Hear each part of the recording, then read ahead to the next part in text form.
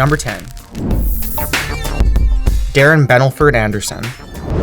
Darren Bennalford Anderson wins for the longest prison sentence because of an appeal. Anderson grew up in Oklahoma, and in 1994 he was found guilty of multiple crimes, including but not limited to larceny, robbery, kidnapping, assault with a weapon, and rape. He was sentenced to 2,200 years for his crimes. Anderson appealed his conviction, won the right to a new trial, and then was resentenced to 11,250 years. Anderson's new sentence ended up being more than 5 times his original sentence, and that's more than 90 additional centuries behind bars. Anderson reappealed for his sentence on July 23, 1997, and won the sympathies of his judge, who deducted 500 years from his sentence. Anderson was given a parole date for 12,744 AD, which obviously he would be dead by then.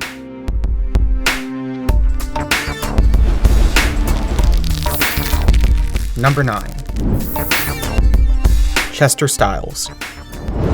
In 2007, a man found a videotape in the desert. After viewing the tape, the man called the police. The tape showed Chester Stiles raping and sexually abusing a 2-year-old girl. Stiles' case drew national attention because of the shocking nature of the videotape and because he was on the run for a month.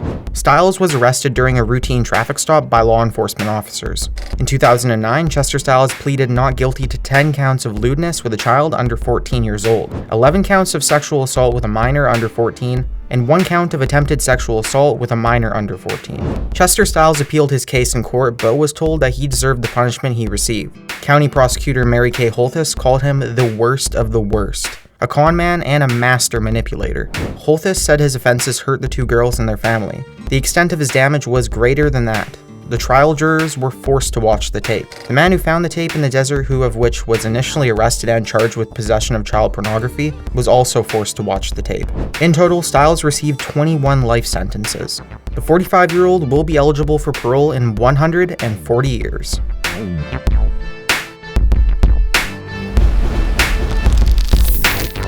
Number 8. Juan Corona. During a bloodstained 6-week period in 1971, Juan Corona killed 25 migrant workers who he had employed. Corona, 37 at the time of the murders, had arrived in California in the 50s as a Mexican migrant worker. He gradually moved up the chain of command, and in the 70s, he was a labor contractor. Corona became responsible for hiring immigrants to pick fruit for minimal pay. Of these migrant workers, Corona raped and killed 25 of them. All 25 bodies were raped and buried. This California resident was tried and sentenced 25 consecutive life imprisonments for the 25 lives he had taken. Long before Corona's series of crimes, he was diagnosed with schizophrenia. No one thought it was severe enough to worry about, though.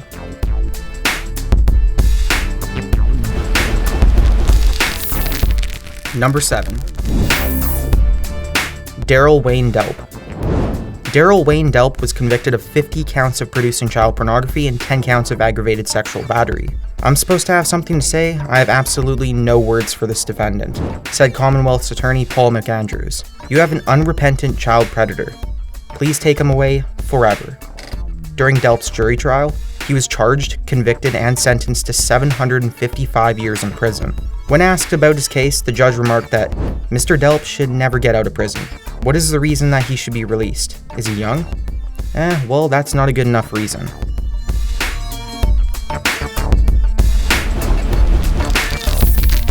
Number 6. David Hall. In 2015, Port Orange man David Hall was convicted of 10 counts of promoting child pornography and 45 counts of possession of child pornography. The Florida man created an online blog where he traded child pornography also. David Hall was sentenced to 15 years on each count, running consecutive, totaling 825 years. David Hall had previously been convicted in 1996 of attempted sexual assault. Based on his prior record, the court decided the sentence was more than warranted. David Hall is a dangerous sexual predator with a history of targeting children. State Attorney R.J. Larissa said in a written statement. He previously served time in prison and was civilly committed for 14 years under the Jimmy Rice Act. Based on his continuing crimes of sexually abusing children, we felt that seeking as many years in prison on as many charges as possible was the best way to safeguard the children of our community. David Hall will face up to another 5 years in prison after his hearing this past January for failure to register as a sex offender, so he'll get out in the next millennium, said juror Richard S. Reed after being told of Hall's previous 825 years.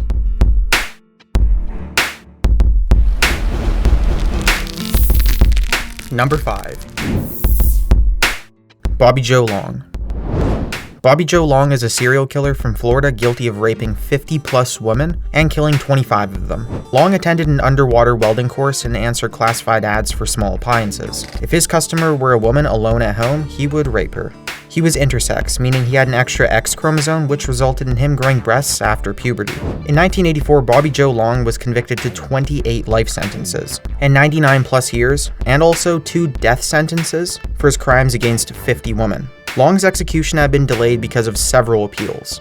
Bobby Joe Long's ex-wife claims Long's temperament changed after being hospitalized from a serious motorcycle injury in the late 70s. While waiting on death row, Long confessed to committing the 10 murders, and he alluded to the possibility of others during police interviews.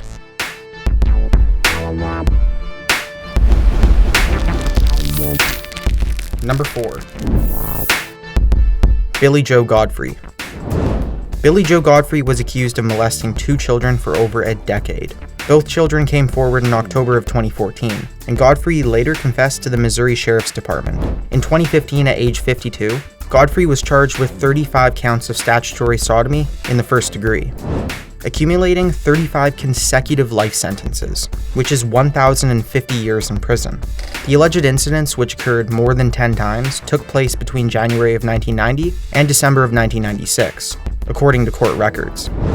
Brendan Fox, Phelps County prosecuting attorney, told reporters, "This was the worst case of child sexual abuse I have ever seen. These victims were subjected to hundreds of incidents of child abuse over many years." Godfrey remains in jail. His bond was set at $1 million.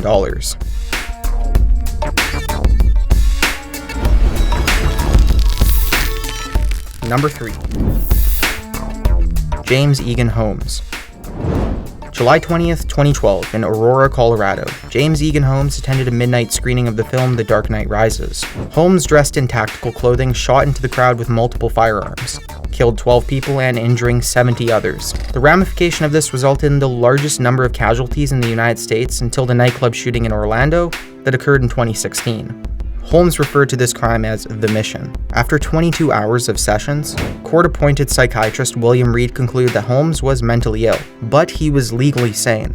In 2015, Holmes was tried and convicted to 12 life sentences for the 12 lives he took, and over 3,300 years without parole, for possessing an illegal explosive device, enhancement of a crime of violence, and numerous counts of attempted murder. During his trial, he said, "I think it's wrong to kill children. I chose to minimize child fatalities by choosing a midnight showing of a PG-13 movie," he explained. "I felt sad that a child had died. It wasn't my intention to kill children or leave them parentless."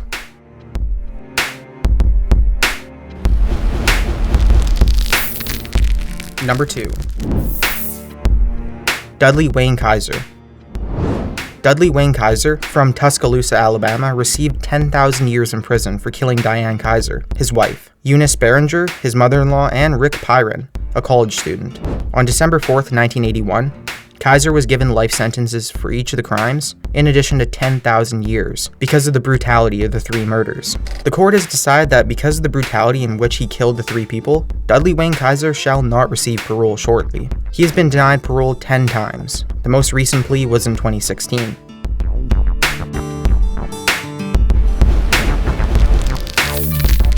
Number 1. Charles Scott Robinson. Oklahoma man Charles Scott Robinson received the longest jail sentence in U.S. history. On December 23, 1994, Robinson was sentenced to 30,000 years for 6 counts of child rape, 5,000 years for each of the 6 counts against him. Robinson was tried and convicted by a county district jury in Oklahoma on December 14, 1994. The jury was informed that they could not assess a life sentence without parole. The jurors recommended 5,000 years on all 6 counts. District Judge Dan Owens took the jury's verdict into account and charged Charles Scott Robinson with 30,000 years in prison for raping children. If Robinson were paroled on the first count in 15 years, he would have to wait for 13 to 15 more years before parole on the second count, and the same for the remaining counts. Even if Robinson was released on each count every 13 years, he would be in prison for 78 years.